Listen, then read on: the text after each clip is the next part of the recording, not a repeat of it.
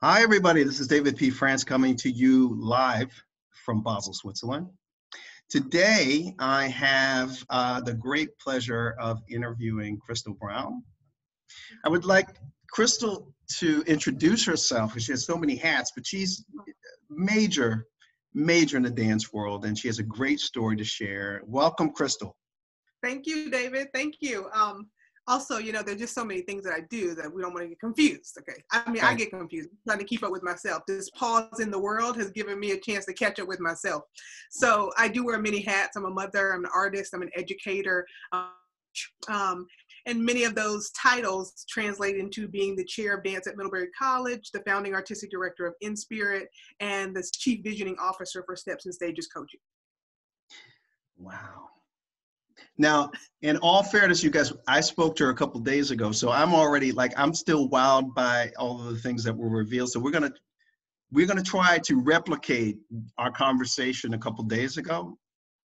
It was great. It'll be hard, but we'll try. It was hard because you were flowing. The first thing, tell us how you got involved with dance. I mean, I'm very interested because you're the chair of the dance department at Middlebury. Yeah. Mm-hmm. And I remember, because I've been watching her on social media, I remember when that unfolded, it was very sort of quickly, right? Yes, that it unfolded. Yeah. Yeah. So let's go back. So how did you get involved with dance? Okay, so I got involved with dance. I love to tell this story because a lot of people believe that dancers have this drive and this fire in them to always become artists, and they know it from the time they are born. And I started dancing because my best friend's mom dropped me off at the wrong carpool place. I was supposed to go to a piano lesson and ended up in a dance class watching my friend take a ballet class. And I was honestly just sitting there well, this looks way more fun than taking piano lessons. So I literally tried to convince my mother to just let me trade after school activities. And that's how my dance career started. Hmm. And what age was this? Do you remember? I was 9. You were 9. Okay. Yeah. And so, when we think about professional dancers, that seemed late back then. Right. Yeah. But if you ever see, well, I can say I've seen you move, and you move as if you have been trained for a lengthy period of time. This was years back that I saw you perform. Yeah. It was almost like my eye went boom, like you were on stage. I was like, oh, look how she's moving. Right. So, I mean, do you think that this is something that is innate that had to be brought out, or, you needed to be trained to move like this? I think a lot of things about that, David, but we only have a certain amount of time. What I do know is that as a young woman, my brother and I have one sibling. My brother and I are 8 years apart. That is like being raised as 2 only children. And so what I do know is that being the second child and there being a gap, that there was a way that I was always kind of performing for people in the house. Mm-hmm. And then my mother was one of those pull yourself up by your bootstrap people. She was taking me around to Black Caucus and NAACP meetings as her mini-me for a very long time. And I would see her rise into these occasions where her voice would be the voice of the room. Now, mind you, she then went on to be a politician. She passed away a couple years ago, but she never had a college degree. So I'm a first-gen college graduate as well. So this way that I saw her possess a room turned into the way that I started to notice people listen to my body as a dancer, right? And so not only was it kind of like my way of having a voice, but it became the way that I got people's attention. And then that really allowed me later on to be able to have deep, meaningful, transformative conversations with them because they already kind of trusted me in a way that they didn't even know why. Right. So it's that kind of that performance magic, that conversation that happens from the stage that connects people without having to go through the whole story. Right. It's like they know you. Exactly. After they see you perform, they know you. Yeah. And so explain, you started dancing at around 9 as you're moving through your teens, right? What can you take us to that time and what was going on in terms of transformation and into another? Yeah, so I'm in, studio life, tap, ballet, jazz, acrobatics, point. I leave for a summer and I go to the University of the Arts, North Carolina School of the Arts. Now it's used to be just North Carolina School of the Arts. Went there for a summer and kind of had my mind blown by like, oh wow, there's this other thing called modern dance, and I don't really know what that is. And and then came back, and I couldn't really find a way to fit socially or artistically in my hometown again. And so that kind of made me feel like, oh, well, maybe that's not for me. It's not possible, right? So a lot of times what we see on the outside of us as a reflection turns into what we're trying to be or not be. But the people who don't know that yet, that conversation between us and them is really hard to decipher. So I came back, 12, 13 years old thinking, oh, well, all my friends think I'm weird now, so maybe that thing is not for me. Right. So then fast forward, I started doing these pageants, became the second Black junior miss in my hometown, like in the history of the town. I'm from the South. So the day after I won, there were phone calls to the school saying that I had a criminal record. So we hadn't gotten that far past, like, what things were. Okay. It was competitive, I would say, right? Yes, competitive, right. And so at that moment, something also clicked in me about really the pathway of dance and activism right then. Like I was just like, I'm not supposed to, okay, right? So all of those things just started to click in me. And so then fast forward again, I'm thinking about going to college. So I have this scholarship money from these pageants that'll pay for me to go to college.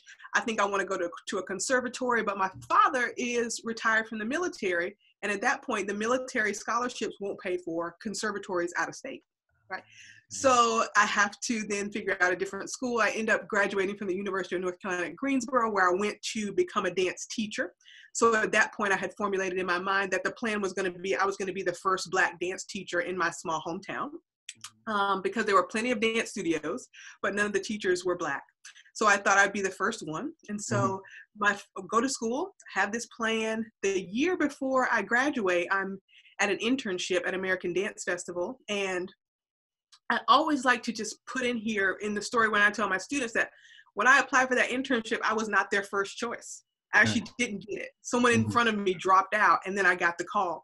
So the idea that, you may not be the first choice, you may not be the one, but the continuous persistence, right? Showing up every day changes who you are, and it changes how people see you. So I digress. I got the internship, went there. That summer, my father passed away. Now, at this point, the plan was my father was going to use his military benefits to sign the loan to open my studio when I graduated. So at this point, my business partner passes away. I have no backup plan for that. This was already the backup plan to the backup, right? So there was no plan after that. I go back to college. I realized from that summer at ADF that there's a lot that I don't know about the dance world. And there's a lot that I don't understand about how I'm perceived in the dance world. Okay. So to be a little bit more clear with people who don't know the dance field, I was basically trained as a white postmodern dancer. And that meant that I was into release techniques and rolling on the floor and kind of blended my acrobatics into this other type of technique. And when I went to conferences or big festivals and there were other dancers who looked like me, they knew West African, they knew Horton, they knew Dunham, they knew all of these things that I had no clue about, right? So I go back to college my senior year, and I talk my professors into allowing me to go on an independent study trip to the International Association of Blacks in Dance Conference, because I had heard about it, I had never been. I go there, again, my mind gets blown. But at that point, my mind gets blown, and I feel so small in my own identity that I don't know what to do with the information. Right. So wait, you feel so small in your identity. Yeah. Because how can I be so Black to everybody else and what they knew and just in general? Right. Because it was a kind of conflict of conscience. Okay. Because I'm from the South. Okay. in America, for those of you who don't know, in the United States, the South is like the roots of Black culture. So how can I be so Black and not Black enough? And how can I be so Black and not know Black dance? Or where did all this come from, right? And so it was a real kind of mind shift for me. When I was there, I reconnected with Andrea Woods, who actually gave me my first job out of college. So I went back to college. My professors kind of pushed me in this direction of like, well, you know, the teaching will be fine, but maybe you should try this performance. That's kind of once in a lifetime. So they just kind of pushed me out the door. I'm like, we think you can do this.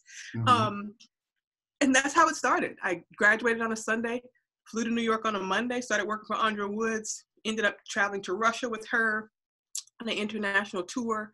My first time out of the country, the first time I ever had a passport was to dance.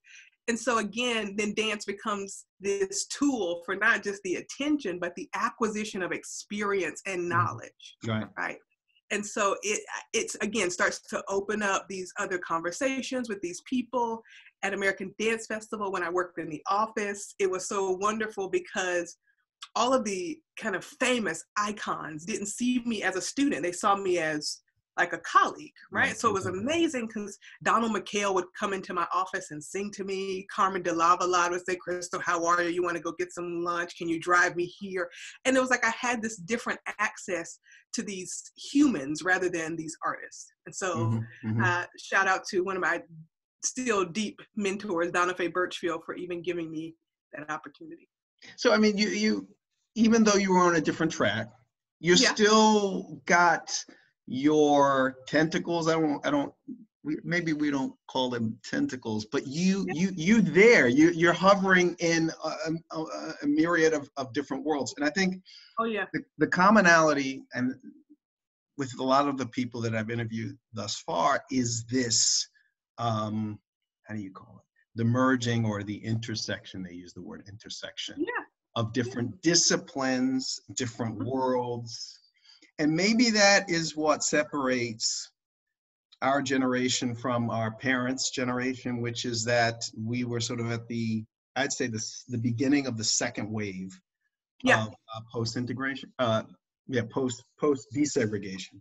So a lot of the things that we are dealing with sort of like, okay, I'm here, I'm being taught in this form, but yet I'm Black and all the Black people know this and I don't know that, right? So it's like, but it's a first time because it's probably a first time for most people that are moving in a path less traveled, right? It's all of these things sort of playing themselves out in one. So this is what I see. I mean, this is why you're able to go back and hang out with the people that are legendary in dance, and not have, the thing, why don't I know this, right?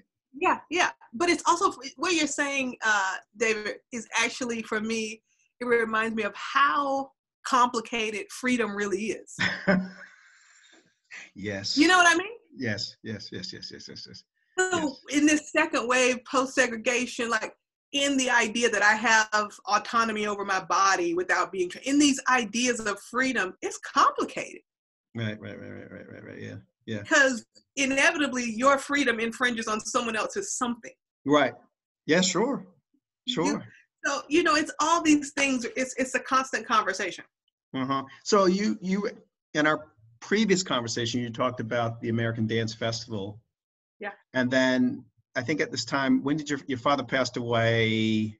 Right before that. When I was in the internship, I got a call that he passed away. And people to this day, I think some people still tell this story, like, because I got the call in the afternoon on like a Tuesday, showed up to work on Wednesday, worked all day, and kind of whispered to someone, I have to go early tomorrow because my dad died. And Donna Faye Birchfield, who's the director at the time, comes out of the office and says, someone just told me your father, why are you here? Right. And like, just kind of like the shock and the like diligence of like this kid who knew that they weren't the first choice. They didn't want to lose their job. All these things being like, okay, I just got to do my job and it'll be okay. And, she was like, get out of here. Like, what are you doing? And it was like, oh my God. But I mean, it was a critical, not a critical time, but it was a turning point, right? This particular job, it led you to some other opportunities. What were those opportunities? I mean, David, we could honestly say that it led me to every opportunity. I mean, everyone I met that summer in some way created my career. And what actually happened, so I graduated from college, I flew to New York, I worked with Andrea Woods. I got a call from Donna Faye to come back and be her assistant the next summer. So this is post-graduation. While I'm there, I'm auditioning for Chuck Davis. And again, this is where like the lack of Black dance training comes in, because this is an African dance company, a West African dance company. And at that time you had to send in a VHS tape of your pre-audition. And so they get the tape and they're like, you know, you seem like a really great dancer and a great person, but where's the African? And I was like, I don't have any, but if you give me the job, I'll work really, really hard, I promise. So, you know, at that point, Chuck Davis, you know, rest in power, said yes to someone who he saw something in that I didn't even know existed yet. And had he not said yes in that moment, we would not be sitting here. Yeah, yeah. But I met him once. I met him once, and of course he knows. You know, he knows, right? Like, I mean, he knows. He knows. Like, he can see through all of the, all of it, right? So he looked at the video and probably, oh yeah, bring her in, right? You know what I mean? Right. It's that's the scene. That's the way it seemed like he was. Like, he could see who had it, right? And what he needed to do to develop it, right? I think this is clear based on my first and only interaction with him. Yeah, he's very clear. Yeah. And his heart is so big that he's just like, yeah, but I can train that. It's some things you can't train. Right, there are. And when we're talking about people who are successful artists, they're successful artists because they have something that allows them, you know, like you're saying before about when we're performing, there's a way that you move yourself out of the way. And for people who just love to dance in front of people, they're still being themselves while they're doing the movement. For people who are true performers, they are conduits for the energy of the work. Right. And that's a different skill set. That's a different vulnerability. That's a different level of trust. When you can just say because I was very clear for most of my for basically all of my performance career, Souloworks, my company, Urban Bushwoman, Chuck Davis, Billy, all that. When people would say, oh my God, you were so good up there. And I would just say, I don't know what you saw, but it was a good experience. Because you don't know, right? You know, I understand. You know, they know that. You walk off stage, you're like, I don't know what just happened, but whoo, I need a nap. Right. It's an amazing thing. Just so everybody knows, I met Christal during I think it was the Philadelphia Fringe Festival. And you were performing there, and I think the title of the performance series was called Demystification of something or other, and it was Joanne Norris, I believe, who was Joanna Norris that was bringing all these people together. And that was, you know, truth be told, that was the first time I had been in the room with that many Black dancers from the broader group, right? And I did something that was not typically seen as Black as choreography, as I remember. But of course, I remembered you. I remembered there's a quality of movement that you have that is, I would say this, anybody that sees you knows that you know something. Something. I know, right. It was just a little bit. We know something. Right. Anybody that sees you perform knows that you know. And it was, as I remember, it was very, not loud, it was just like almost stereophonic. Does that make sense? Yes, it makes sense. You know, at that time, I thought about this the other day after we got off the phone, and at that performance, that was one of the first performances where no one knew that I was pregnant. Right, okay, yeah.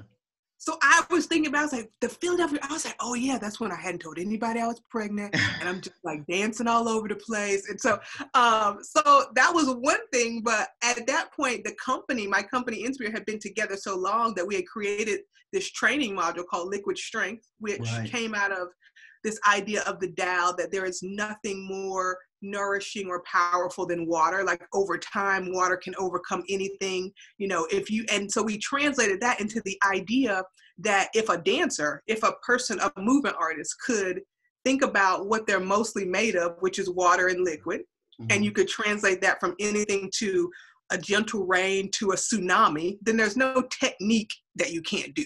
Right. So that kind of play, that interplay between the natural and the physical was something that we were really integrated into in our bodies. And so I think that was what you felt was so palpable in the air, right? So it's like anything and everything could happen at the same time, and it just felt like you were just waiting. It's kind of like a waiting state. So let me ask you, so is it that you, while you're training in movement and in performance, you constantly have in the front of your mind this concept of being like water? Is that the concept? Because if you are at least thinking that way, and you have that in the front of your mind, that is going to free up and create movement that you didn't necessarily think that you could do before. Exactly. Okay. Because it's different from an anatomical energy. It's not like my shoulder, my elbow, my muscles. It's like, right. It's a different flow. It conjures from a different place. And then you have to know that you have to source it. Like all water has a source. Yes. Right. And if things are stagnant in water, if water is still, that's algae. Things are not growing. Right. So it's this perpetual flow and palpitation of the innermost parts of you moving to move you. Right. I hear you. Yeah. Wow. So, all right. So the next place, I remember you were talking about Liz Lerman. Was that the next? Oh, Is that the next? All right. So after ADF. Yeah. After ADF. Like we said, if it weren't for ADF, we wouldn't be sitting here, right? So at American Dance Festival, as an intern, I had also met Peter DeMuro, who at that time was the Associate Artistic Director of the Liz Lerman Dance Exchange. He is now the Artistic Director of the Boston Dance Complex. And so he said, Christal, we have a couple of internships available at the Dance Exchange if you want to come up. And I was like, I got this job. I got a job with Chuck. So I danced for Chuck for a year, and then the internship was still available the next year. And so I moved to Takoma Park, Maryland. And at that point, really thought that I was going to be in Takoma Park, Maryland for a while. I had cousins in Silver Spring. It felt like, oh, wow, I've moved up north, like it was a thing. And at that time, every intern was assigned a position. And so I kind of got assigned to Liz as her personal assistant, and she and I were able to make a really clear agreement that she would be responsible for me artistically, if I would be responsible for her logistically.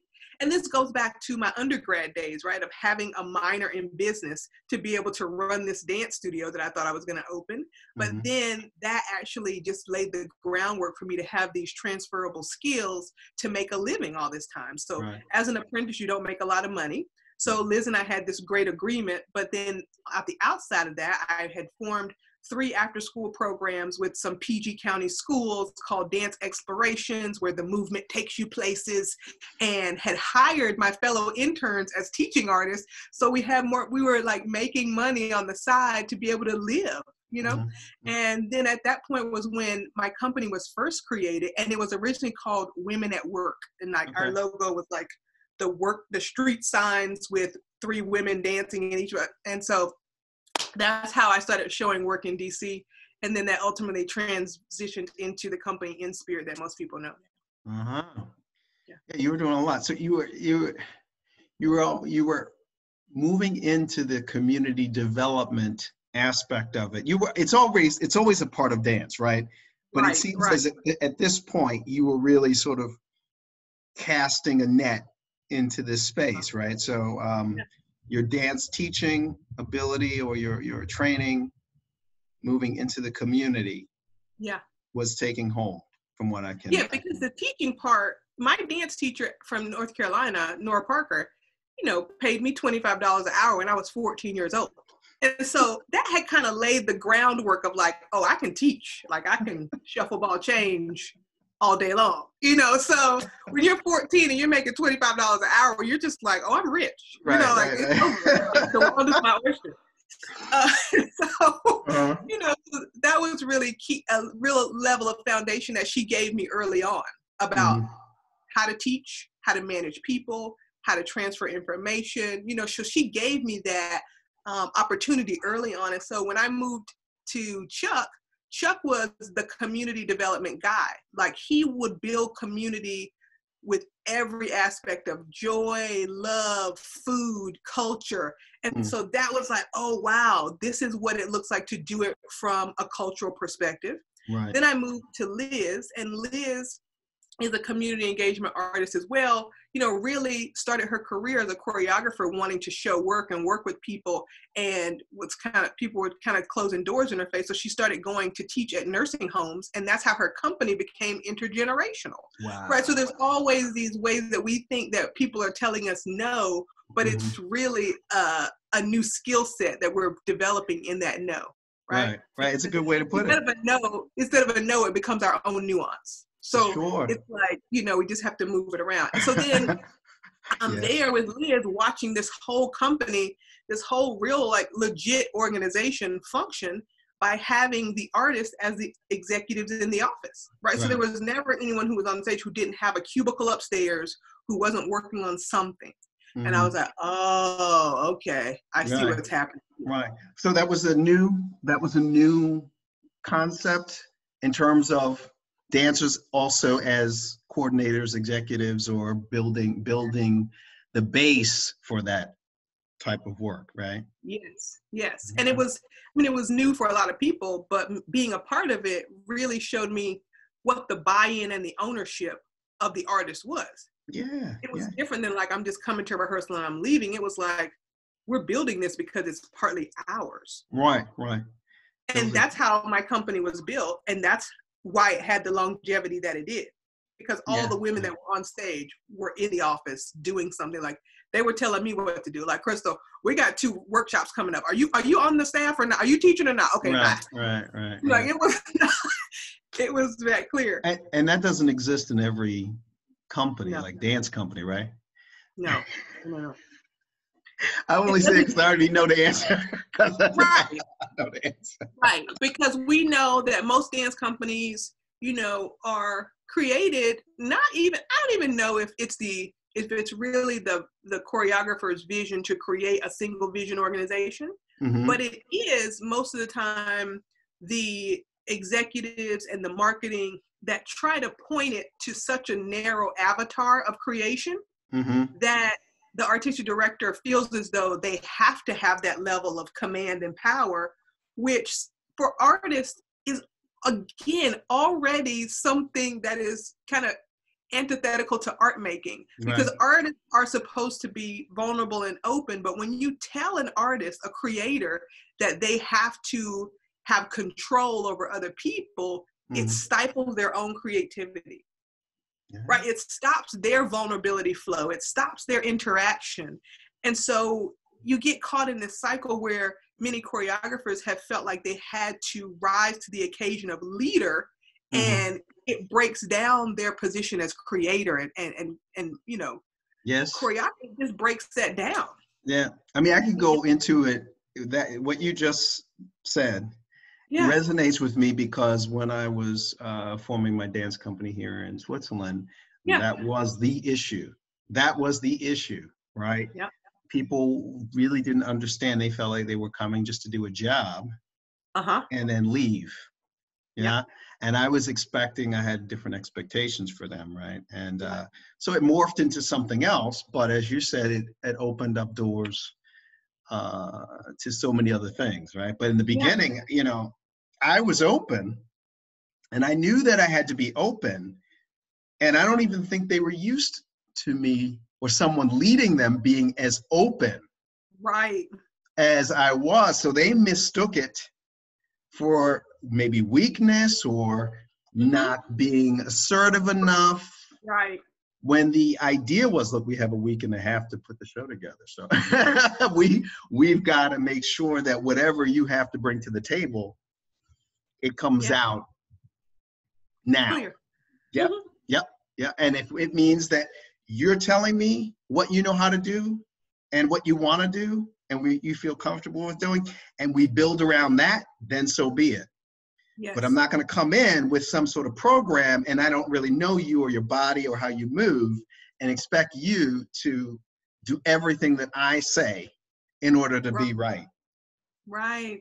Right. In order to be right. We're putting on a show, and people need to receive information. That's all it was, at the beginning stages, they need to receive information.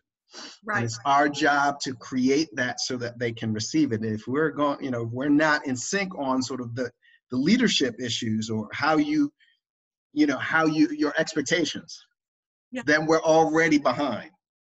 Right, exactly. We're already behind. But when you're, especially in our field, when you're talking and trying to collaborate with people whose primary mode of communication is their body, it's hard to establish those ground rules verbally. We're continuing to work on that. And yes. I just, one of my great skills is being articulate. Yes. And I learned that from my mother. I learned that you speak to people in a way that they can hear you, because it doesn't make any sense to talk at people. Mm-hmm. So I don't need to go into a community that doesn't have college degrees and start throwing out all these big words. It doesn't make anybody, we're not communicating. We're just throwing words back and forth, right? And so it's the same way in terms of collaboration in the arts. Sometimes collaboration, well, for me, all the time, all the time collaboration is about trust. Right. So I make it very clear with my collaborators that I'm not going to micromanage you. I brought you here. I'm asking you to be a part of this process because you do something that I cannot and I have no interest in doing. I'm not trying to I don't want to be in your process. I want us to do our best and then bring it together and then edit. Don't ask me what you want me to do with the next 5 minutes. I do not know. Right. I don't know. Right.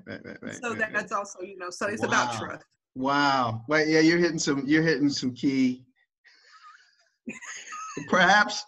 Well, I'll wait till the end to say this. So what comes next? You're at Liz Lerman, and this is when the Bill T. Jones enters, right?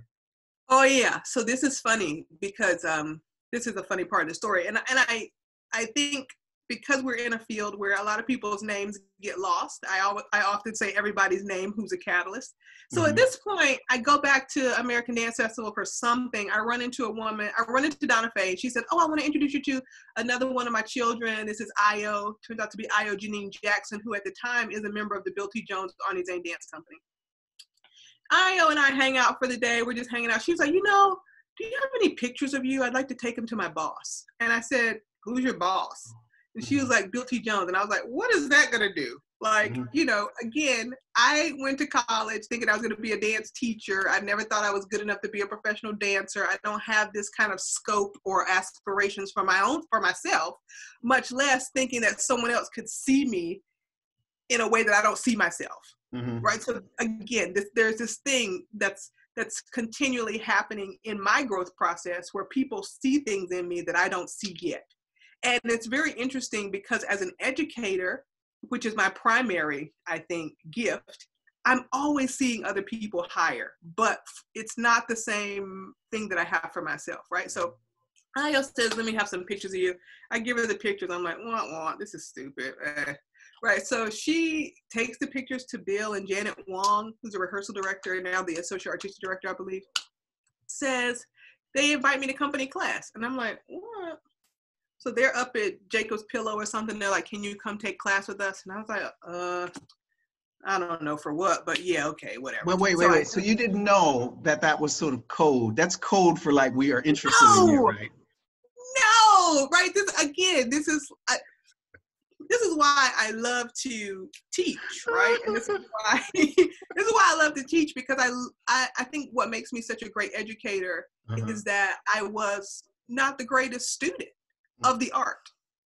And everything that I know now about the dance field is so palpable and so experiential that it allows me to translate that studio practice, that thinking, motivating, creating choreographic process back into the explicit, not the like theoretical, beautiful art. I just have to be explicit with my children. Like when someone calls you, it's not just a hello.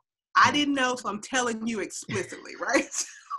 Like no one trained me in like the nuances of the field or how things negotiate or happen. So yeah, I'm like, okay, I guess I'll drive 3 hours and take this class. Like for what? What's gonna happen? Okay, so I didn't know the code. I go there. Bill goes, oh, well, do you want to come apprentice with us? And I was like, No, I like it in Maryland. I'm good. Liz is nice. I have a good job and I'm doing these after school programs, but thank you. Then I go back to Maryland and I'm working, and then the company has an audition. So I get another call from Janet Wong, the rehearsal director, saying, we're having an audition. I don't know if you know, but we'd love to have you come up. And I was like, okay. So I go to this audition. At this point I go, okay, well, maybe it is something. And my mentor, Donna Faye, is like, what is wrong with you? Do you think Bill T. Jones is going to keep calling you? And I was like, well, I don't know. I kind of like my life. She was like, if you don't pack and get to New York, I don't care. And so I was like, yes, ma'am. So I go there. It gets down to 2 women in the audition, and they offer me this position. I go, well, I don't know if I can come that soon, but, so they're like, okay, so will you consider the apprenticeship? And I was like, yeah, okay. So I go back to Maryland. I tell Liz I'm leaving. She, being the kind of sage, wise person that she is, was like, you know what? I hear you. And that's an experience that I can't give you. And I can't wait to see where you're going to be, who you're going to become after this. Amazing. Like, to this day, she's one of the first people I call when I make major decisions, because she just has a big view of things. And so I moved to New York, slept on Io's couch for about 6 months, apprenticed with Bill T. Jones, learned so much about the type of artist that I am not, which was amazing. It really was. When you say that the artist that you're not, I mean, I'm gonna throw out what I think you mean by that. I mean, yeah, his style, and let me just double back. I'm gonna throw this real quick. When my family moved to northern New Jersey, right? It was, I think, in 1979, 80, 81 or something like that. Yeah. And all the big names, some of them we still hear about today, they were on television and in the newspapers, right? So Bill T. Jones, Arnie Zane, they were sort of, I mean, I'd heard about these. I heard about them when I was in junior high, I think. Yeah. That's how big the scene was in New York City at that time. Yeah. Then when I saw a performance, I was a bit confused, because how can I say this? And maybe it's my ignorance in terms of dance, and that's why we have you. You can tell me what it is. I just thought it was super conceptual, and very artistic, rarefied to the point where, like, how are they so well known, and yet they serve, well, this is me, they're serving such a small group of people. That was in my mind as a young person, right? Yeah. So I'm just putting that out to you. And no, I think it's a very high art focus in dance. Right? It's like, and it's, but when I say he taught, this is what I mean. When I say he taught me the type of artist I'm not, when I go into a room or a studio and I have an idea, I'm so open to the interpretation of the idea. Like, I can show my dancers a phrase, and if it's not working or the idea is not working, I'm willing to change the perspective. Right. And I think there's something about Bill that is relentless pursuit of his own truth and understanding that he is not going to change the idea. That's right. And that alone is a different type of artist than I know I am. That's right. I understand. And so I want to get to the idea, get to it, but I don't have a direct road or a direct route. And I also learned about Bill that in that space is the most vulnerable that he is, I think, aside from with his family or his loved ones. And so I also learned from him that if you're in a space with people who don't understand that you're about to strip away all the layers and be very vulnerable, then you are not, your room is not curated properly. Okay. Because sometimes, again, we're talking about that leadership role, right? So in Bill's case, I think that he is such an example of an icon, an instigator, an artist, and an athlete. Right? He has all of those. And so he's on that continuum spiritually, mentally, physically all the time. Yes. And coming from his background of being raised in a real kind of religious, spiritual household, the tenacity of discipline Right. is always there. So when people aren't meeting him there, Oh, you he's know, there. it was like the same way that people probably weren't meeting him when he was a track star. They weren't Yeah. like, they just weren't ready. Right. He was in the starting block before everybody else. He probably got, you know, the most violations for going before the gun. He's in it. So, and like, it's something when you're watching and when you're in the room, it feels abrasive sometimes, or it feels like extreme. But then when you step out of it, like when I've stepped out of, you know, not being an apprentice, but remembering days that I would just be sitting beside him, probably not doing a good job as an apprentice, Janet, like not doing my job. I know that now. But like sitting beside him and listening to the conversations that he's having with the work, right? That was what I remember the most. I remember having conversations where it felt like he and I were talking, and it might have been him talking to like his sister or his cousin, or like, you know, like having these conversations. And even when I told him that I was leaving to go to Urban Bushwomen, I remember him very clearly saying, you know, I'm trying to find a place for you, right? In the work.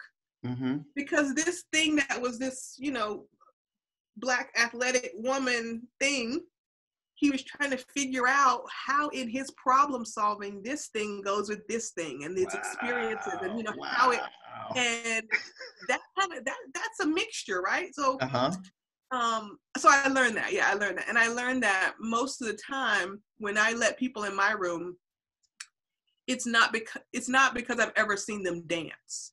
It's because I know that they have a question for me. Right. And as an educator, I can answer their question through the process of us working together. Right.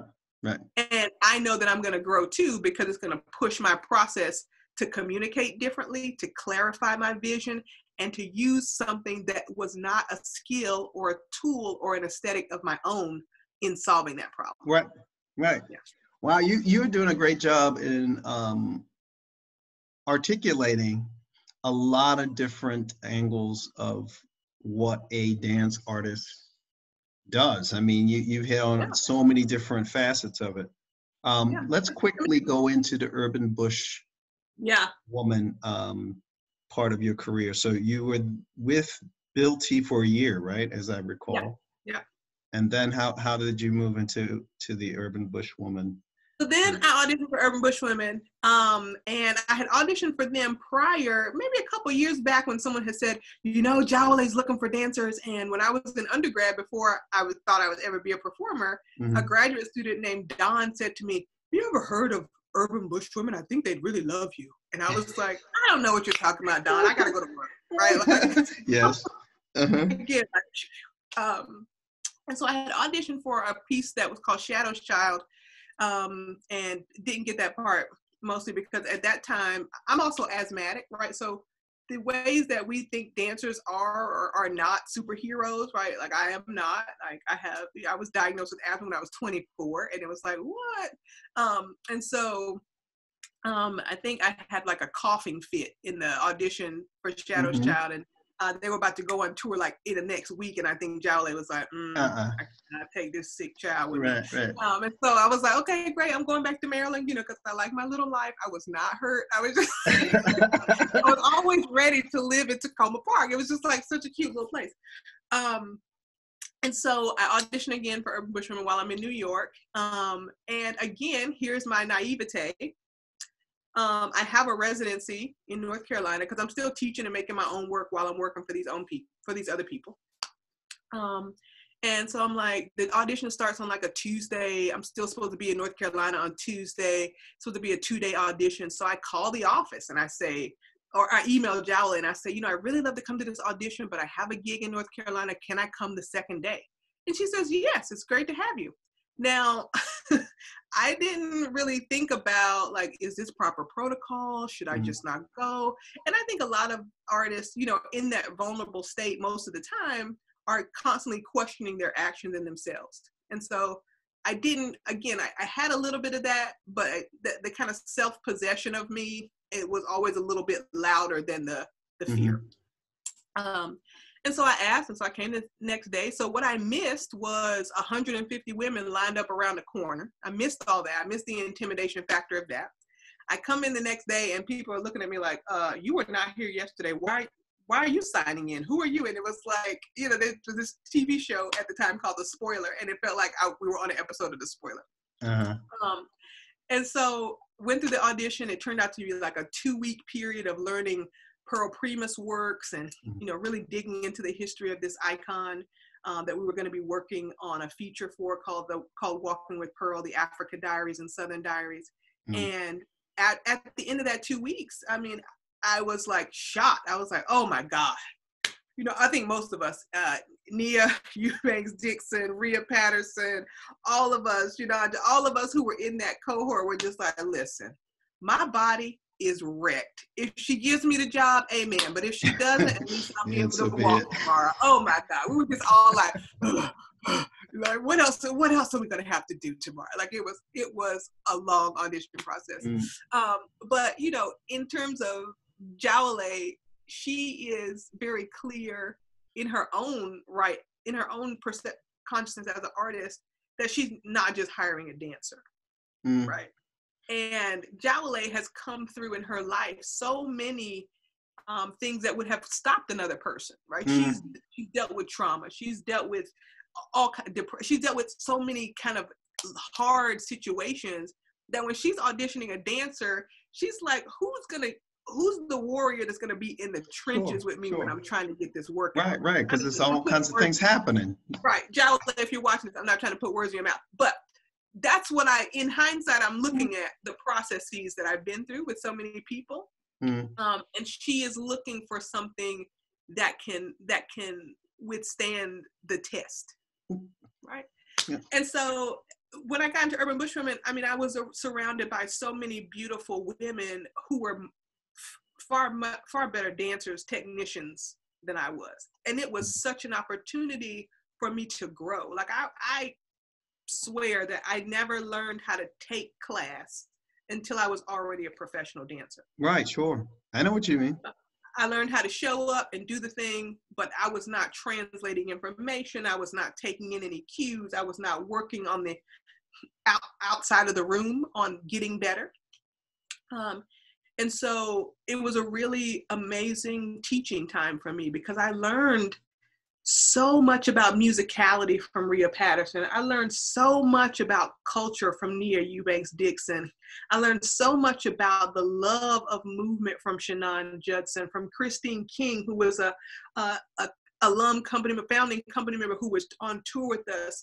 Her grace and humility and strength all tied together. From Amara Tabor Smith, who came back to dance with us, another alum company member whose grounding in her own spirituality was how she approached every decision to move, right? Like it moved her in a way that was, you know, really eye-opening for me. Maria Bauman really pushing the athleticism of things, you know, so it was really Nora Chipalmare looking at her just deep love of dance and coming to Urban Bush Women in a different kind of personal bracket than the rest of us, a different stage of life than most of us were at the time. And how many years were you with the company? Well, you never really get out of the bush. Well, so, so I was there. I was a touring member and a principal dancer and an apprentice program coordinator for 4 years. Okay. Yeah. And this around the time, could you give us dates? Do you know dates? Yeah, this was around 03, 06. Okay. 06, 07 is when I kind of fizzled out of the performance aspects of the company. And I went to graduate school and, really focused in on my own company. And at that time, I got a call to come to, I'd been doing a couple of university residencies all over. I got a call from my friend Tiffany Reinard, who was the first person who ever paid me to dance. Like the first person who ever wrote me a check to perform back when she was a graduate student and I was an undergrad at UNC Greensboro. Right. And so I got a call from her because I had gotten a lot of calls from Tiffany. Tiffany had gone into the academic track, and so Yes. she taught SUNY Pots, and she taught at all these colleges. And because of this, this amazing trajectory that I was on, just dancing with these icons, I was kind of like one of her famous friends. Sure. So wherever college she went to, she'd call and say, "Hey, can you do a master class for my kids?" And I'd be like, "Oh yeah, sure." So everywhere she went, I went. It was great. Right. And so she got to Middlebury and she said, "Hey, can you come do pre-semester workshop? It's a 2-day kind of boot camp for the dancers." Yeah, sure. So I came up for the weekend, and her bosses, who then ended up being my bosses at the time, said, "Listen, can we take you to dinner?" And I was like, "Sure, I'm a poor dancer. You can always take me to dinner. What are we eating? What's happening?" And so we go to dinner, and they're like, "Do you like this place? Would you like to work here?" And I was like, "Huh." And so the interesting part is that earlier that day, I was just filling out the paperwork with the coordinator, the secretary, and one of the directors, Penny Campbell, walks up, and I had just given the dancers, the students, this idea that, when you walk into someone's rehearsal room, you need to know their agenda and your agenda so that you don't get stuck in the middle or feel torn apart or unethical about what's happening to you in a rehearsal process. And so I had said something about agendas. And so she walked up the stairs while I was filling out this paperwork and was like, agendas. And the coordinator said, "Well, what's on your agenda?" And she looked me square in the face and said, "Her." And I just felt like, okay. I guess I must have said something wrong to the students. So let me get myself together. Like, I'm about to get fired. I'm only here for 2 days. Right. Once again, Christal, your mouth has outrun you. Like, slow down. And so we go to dinner. They asked me what I think about the school, would I be interested in teaching there? And I was like, I don't know, maybe, but it's kind of cold here. Like, it's cold. I'm from the South. New York is already cold enough. And so, and they say, well, we have this thing called J-term, which is at Middlebury, we have a term that's just for January, the month of January. All students take one class, kind of like an intensive. And they said, would you think about coming in January? And I said, okay, sure. So I came in January. I taught a J-term class. I really talk a lot with my life coaching clients about the power of words and that your subconscious is always running ahead of you, whether you know it or not. And if you're kind of tied into that infinite mind, that God power that you are, working on. So we're here in January. I'm teaching. My fiance at the time comes up and says, "Hey, babe, how's it going?" I go, "I don't know, it's going good. Maybe they'll give me a job and I'll end up running the program one day." And I just kind of say that flippantly, like blah, blah, blah, blah, just talking. And then I go about my day. January ends, I go back to New York. I get a call from the provost of the college at that time who says, "Christal, I'm just calling at the request of the dance program. We're looking at these evaluations and it seems like the students love you. I don't know what's happening in your classes, but it was really great to have you here. We're wondering, is moving into academia something you're looking at?" And I was like, "No, not right now. Thank you."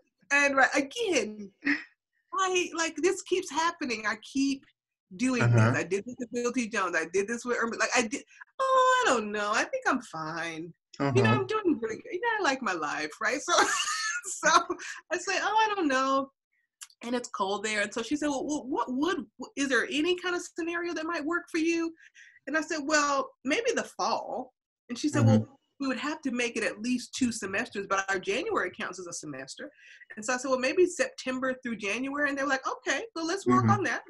And so at that time, I was the a youth advocate for the Bronx Overall Economic Development Corporation. Right. So I was a youth advocate. I was running my company. I was in graduate school. I also had a teaching gig for the semester at Bennington College, which is in Vermont. Wow. Yeah. So I start teaching at Middlebury half the year. That turns into a 4-year rotation that I'm just driving up and down the highway all the time. Like I'm just back and forth in New York, in rehearsal, in Vermont. But it's fulfilling, and I'm financing the gap in the company. The company is growing. All these things are coming up, and then I have a son, right? And so it's like, oh, okay. Well, by this time I've canceled a wedding. I've had a son. I'm almost done with graduate school. I'm actually in graduate school already with the professorship. So it's like, ugh, like, you know, I'm like the worst student ever at this point, because I'm like, why am I here? I already have a job. Like, this is ridiculous. Right. Right.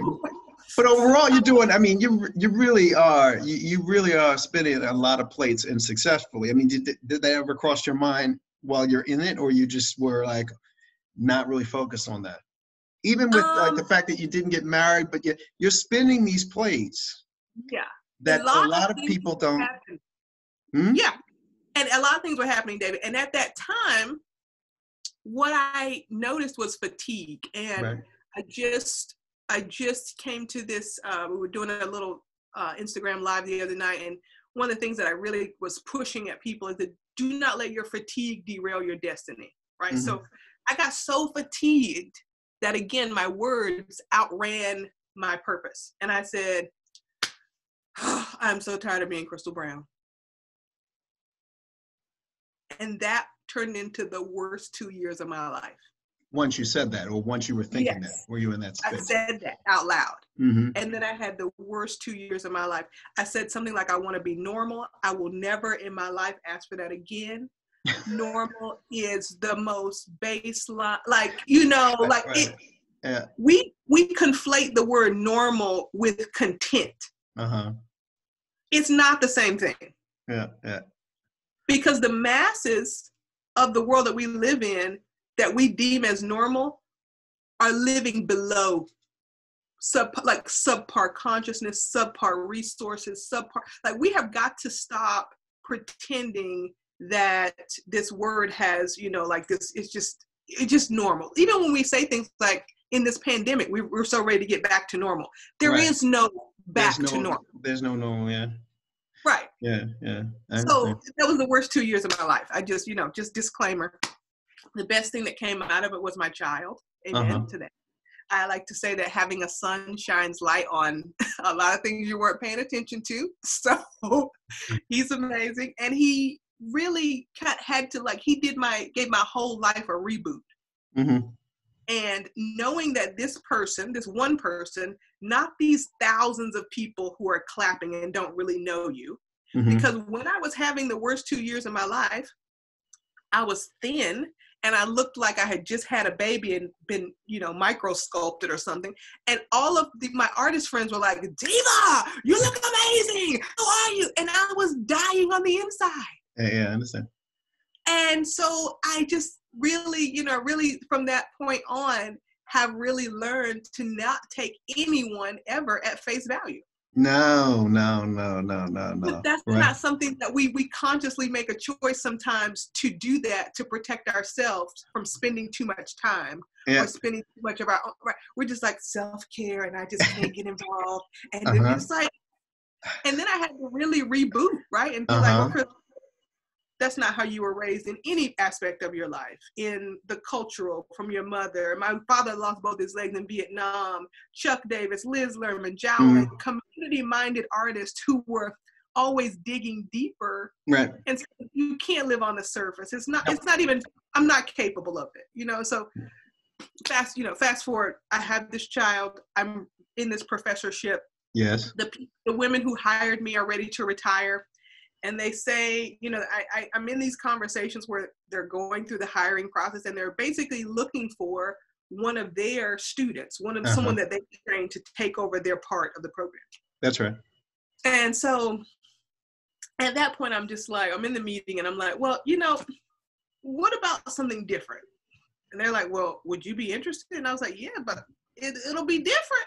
Like, I don't know if I can do what you've been doing, but I can do something that I think will push this forward.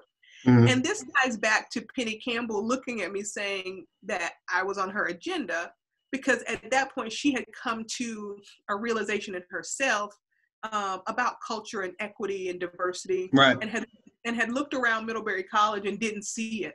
And so it was part of her legacy to the college,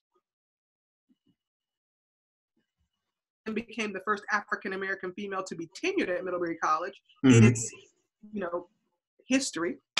And that was, again, a part of those things that, you know, you might not know the nuances of, but other people have you as a part of their agenda. Yeah, I get it. Right. And it I just so get it. happened that, thank God, Penny's agenda was for my good. Yeah, and aligned in some respect with you.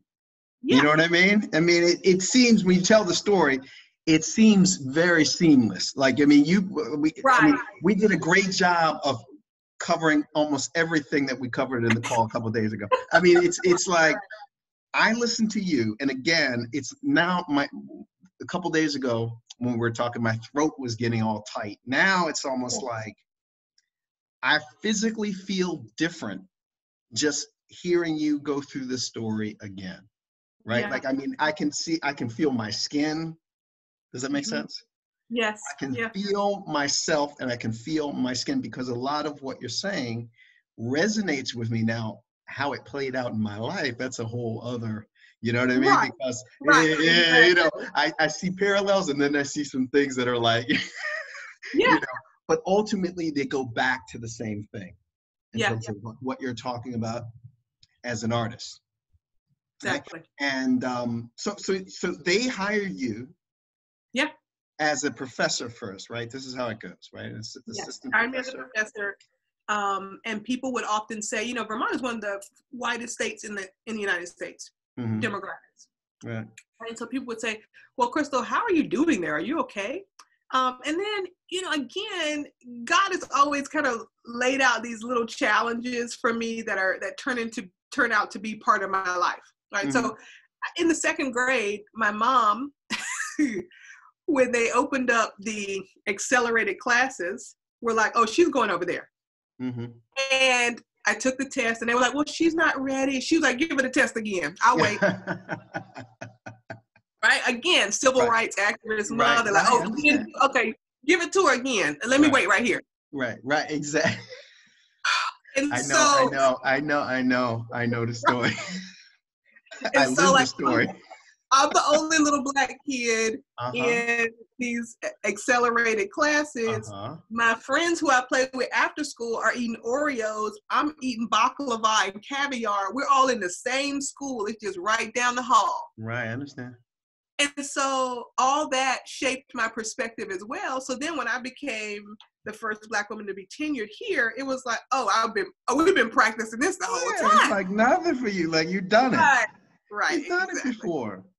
Right. Wow. See, I think this is something for another interview at another time.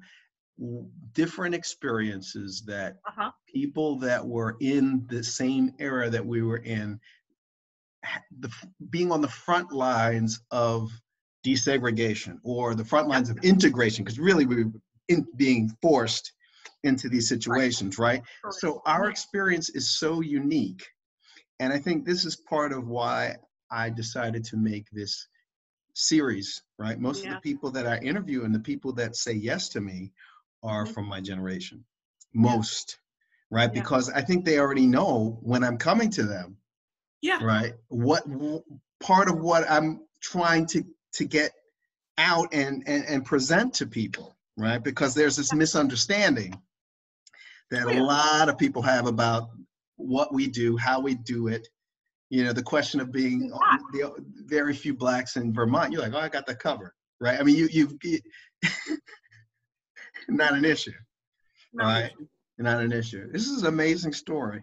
This is amazing. I'm gonna end it there, but I want to ask you, right before we end, that you come back and we talk about something else as well. Like, I have to wait a couple of weeks, but you know, you've done a fantastic job at explaining sort of, and not just explaining, you know, presenting yourself and then also explaining what it's like to be a working artist. I think that is if not the subtext, the main text that runs through the story, right?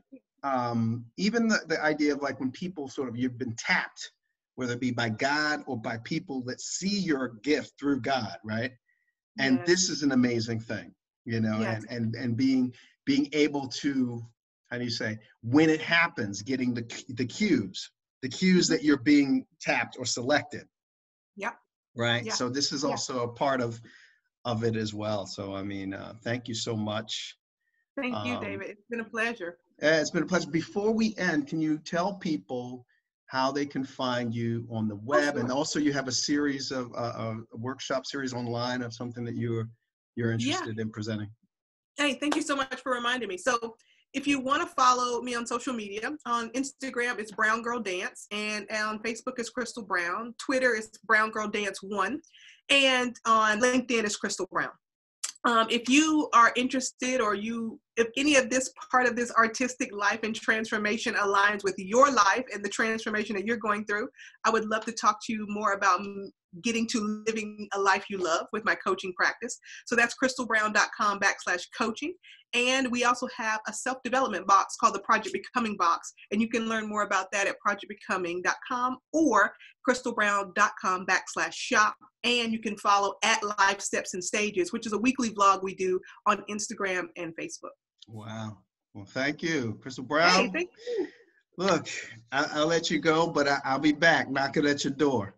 We'll be here, David. I mean, this is great. I love this. You're doing great work. Thank you so much. Have a great weekend, okay? You too. Bye-bye. Bye-bye.